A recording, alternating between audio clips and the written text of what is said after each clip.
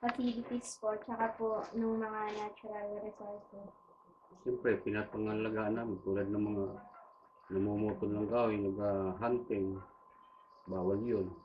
Kaya sabihin, pag mayroong mga ganun, pinagsasabihan namin na bawal yun. Kasi ang ating kabundukan pinapangalagaan natin para dumami pa yung mga turista na pupunta dito sa atin. Ano po yung mga pwede kong ginagawa kapag para may mahuli kayo? Bali po, pinaparusahan yung aming kinakasuhan bago kung napatunayan talaga sila ay naglabag sa batas, talagang nakukulong sila.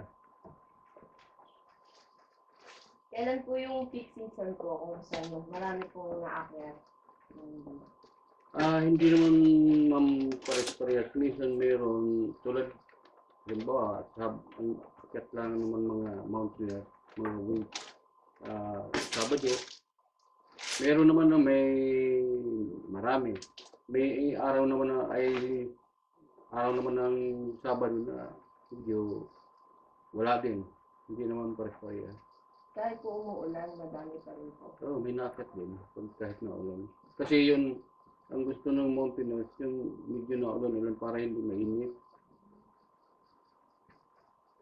Meron po ba kayong funds o pera pong nakukuha sa government natin?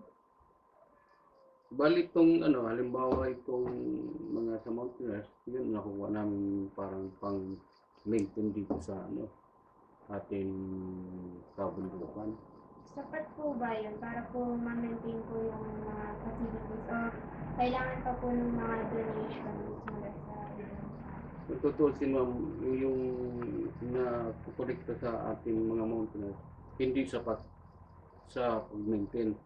Pwede, ang inano nga, kung may tutulong pa ng LGU na makatulong na para ma-protekta talaga natin ng todo, mas maganda.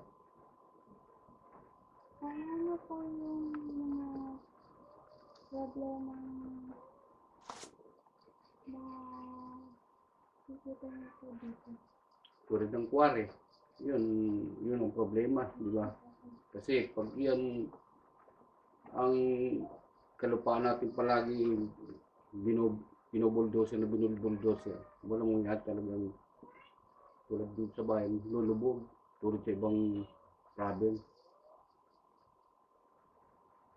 Wala po bang nagagawa dito ang solution po yung mga official po dito sa Maragondon?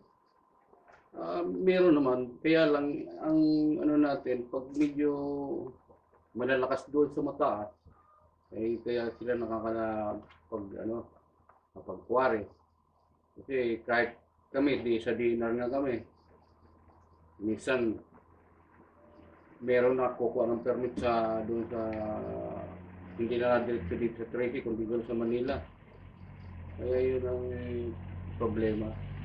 Ano po yung parang distinct po na characteristic po yung bundok po para lagi po siyang ganyan? Halimbawa, i-maintain natin ang magandang kapaligiran at saka yung tulad ng mga nakikita natin mga ibon. Pag maraming nakikita sila dito na mga hayop na andito sa kabundukan, siyempre malilibang sila pupunta palagi dito sa ating national park. Ano po yung may sasuggest niyo po sa mga government official po para po sa improvement po ng lugar?